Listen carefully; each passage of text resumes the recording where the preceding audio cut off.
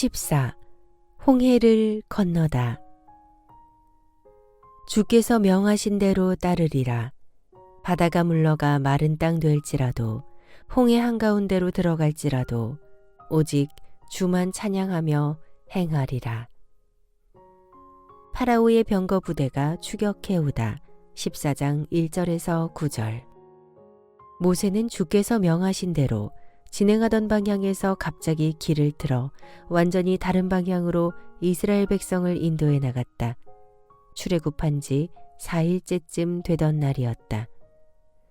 200만 이스라엘 백성들이 이집트 땅을 벗어나자 파라오는 크게 후회하고 있었다.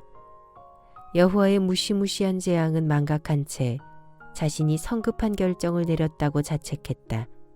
큰 건축 공사가 끊이질 않던 이집트에서 60만 명이 넘는 노동력은 반드시 필요했는데 재앙에 놀라 출애굽을 허락한 자신이 바보 같은 짓을 했다고 뉘우친 것이다. 어리석은 악인의 전형적인 행태다. 그러던 차에 이스라엘 백성들이 갑자기 길을 틀어 홍해 앞에 갇혀 있다는 보고를 받았다. 모시, 그게 정말이렸다. 이스라엘 백성들이 홍해 앞에 장막을 치고 있단 말이지. 그들이 광야에서 길을 잃은 게 분명하다. 좋다. 지금 추격하면 다시 붙잡을 수 있다. 병거 부대는 즉시 창칼과 활로 무장하고 나를 따르라.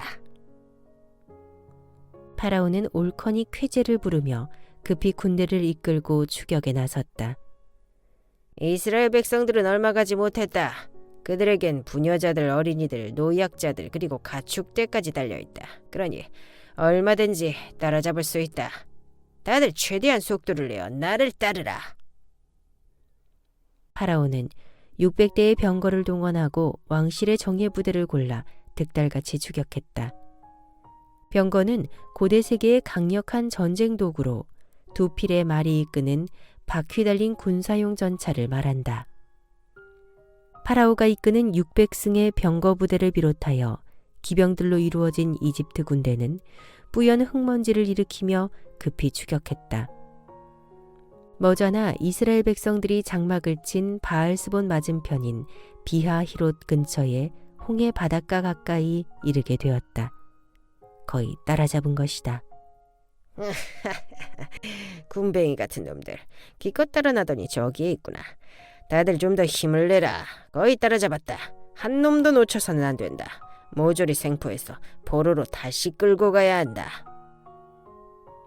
파라오는 병거 부대와 기병대를 이끌고 이스라엘 백성들이 장막을 친 곳으로 점차 가까이 다가가고 있었다.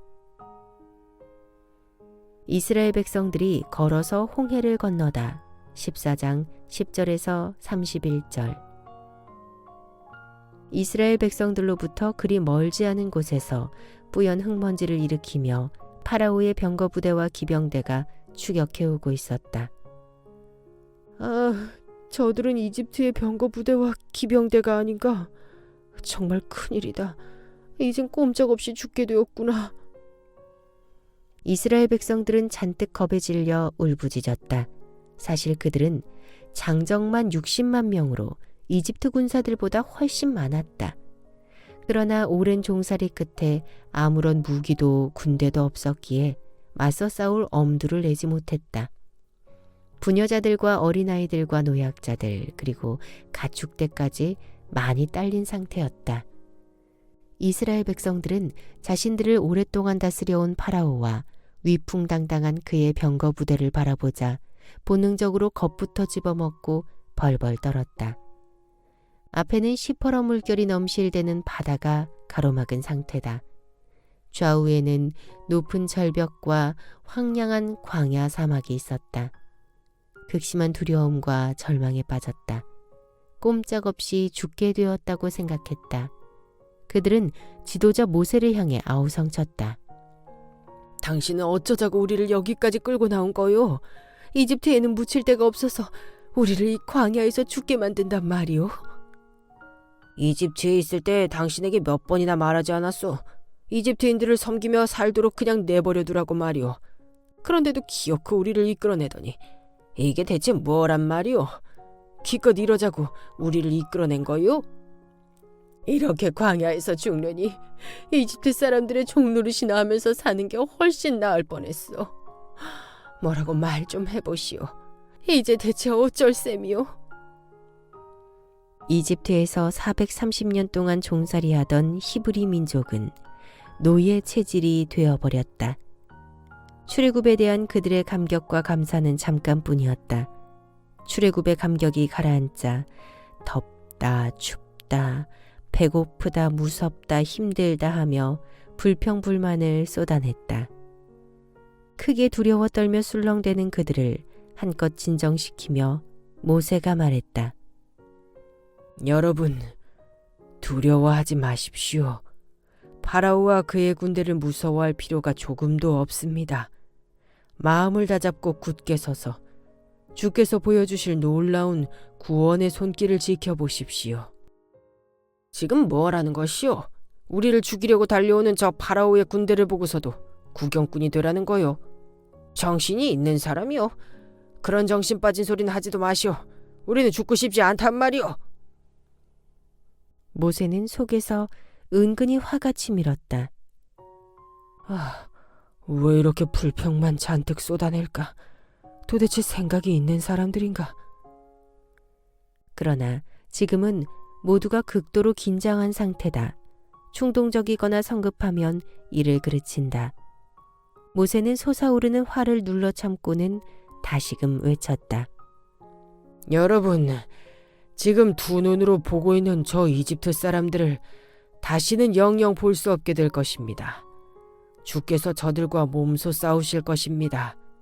그러니 여러분은 그저 가만히 지켜보기만 하면 됩니다. 그게 무슨 말이오? 주께서 우리를 위해 싸우시려면 벌써 나타나야 하지 않소? 주께서 어디로부터 온단 것이오? 어디요? 바로 그때였다. 주님의 말씀이 모세에게 임했다. 모세야, 뭘 하고 있느냐?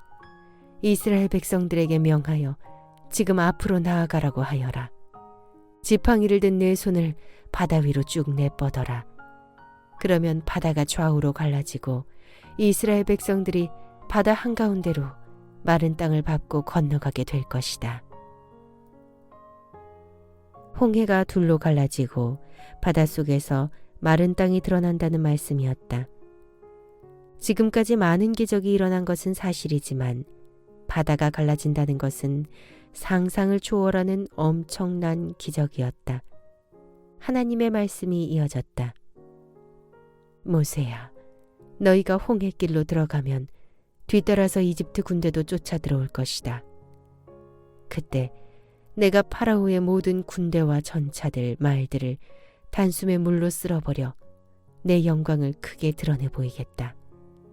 그렇게 내가 파라오의 군대를 일거에 쓸어버린 뒤에야 이집트 사람들은 내가 여호와인 줄 비로소 알게 될 것이다. 이제 곧 벌어질 그 굉장한 상황 앞에서 모세는 할 말을 잃었다. 그냥 두 손 들고 하나님께 영광을 올릴 뿐이었다. 그때였다. 구름 기둥이 움직였다. 이스라엘 진영 앞에 있던 구름 기둥이 뒤쪽으로 옮겨가서 이집트 군대와 이스라엘 진영 사이에 자리를 잡았다. 구름 기둥으로 인해 이집트 진영은 어두웠지만 이스라엘 진영은 밤에도 환했다. 이스라엘 진영은 불기둥이 환히 밝혀주었다. 이집트 군대는 온 밤 내내 쳐들어오지 못했다. 불기둥이 가로막고 있었기 때문이다. 파라오의 군대는 더 이상 진격하지 못한 채 불기둥 저쪽 편에서 크게 당황해하며 이리저리 부산하게 움직일 뿐이었다. 하나님의 명령대로 모세가 바다 위로 지팡이 든 손을 쭉 내뻗자 주께서 밤새도록 강력한 동풍을 일으키셨다. 그러자 바닷물이 양쪽으로 물러가고 마른 땅이 드러났다. 보라, 바다가 둘로 갈라진다. 와, 바다 밑에 마른 땅이 드러났다. 바닷물이 갈라진 곳은 오늘날 수에즈만의 최상단 지역인 쓴호수 지점이다. 이때의 큰 동풍은 아라비아 사막 쪽에서 불어온 심히 강렬한 시로코 열풍이었다. 뜨거운 동풍은 엄청난 양의 바닷물을 좌우로 밀어내어 양편의 벽처럼 서 있게 만들었고 질척한 바다 밑을 급속도로 바싹 마르게 했다. 물론 단순한 자연현상이 아니다. 자연현상을 빌어 하나님이 특별하고도 강력하게 일하신 놀라운 초자연적인 이적이다. 자, 모두 바다를 신속하게 건너도록 하시오. 한꺼번에 몰려들지 말고 차례대로 질서 있게 움직이시오. 바다가 갈라지고 마른 땅이 드러나자 사람들은 바다 한가운데로 들어갔다. 그들은 마치 육지처럼 걸어서 바다를 건넜다. 갈라진 바닷물은 오른쪽과 왼쪽에서 우뚝 솟아나 큰 벽이 되었다. 남녀노소 모든 사람은 물론이고 수레와 짐승들까지 어려움 없이 건너기 위해서는 바다 밑의 땅이 완전히 바싹 말라 있어야 했다. 200만 명 이상의 이스라엘 사람들이 밤 동안에 바다 가운데로 모두 건너기 위해서는 적어도 폭이 1km, 길이가 2-3km 정도 되었을 것이다. 시간은 6시간 정도 요구되었다. 보라, 불기둥이 없어졌다. 어서 이스라엘 백성들을 추격하라. 새벽녘에 이르러 이집트 군대를 계속 가로막고 있던 불기둥이 이스라엘 백성들 앞으로 다시 옮겨갔다. 그러자 파라오가 휘하의 병거 부대와 기병대를 향해 명령했다. 파라오의 명령에 응하여 이집트 군대가 급히 추격하여 바다 한가운데로 뒤따라 들어왔다.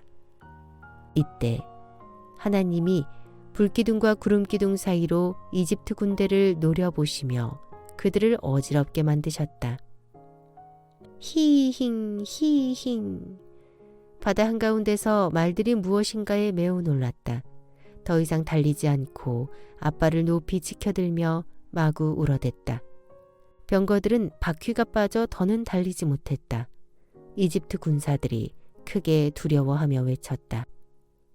큰일이다. 더는 추격하지 말자. 그들의 신 여호와가 우리와 싸우고 있다. 서둘러 바다에서 벗어나자. 때는 동틀 무렵이었다. 모세야, 이제 내 지팡이 든 손을 바다 위로 쭉 내뻗어라. 바닷물이 다시 합쳐져 이집트 군대의 병거들과 말들 위를 덮칠 것이다. 하나님의 명에 따라 모세가 지팡이 든 손을 바다 위로 내뻗었다.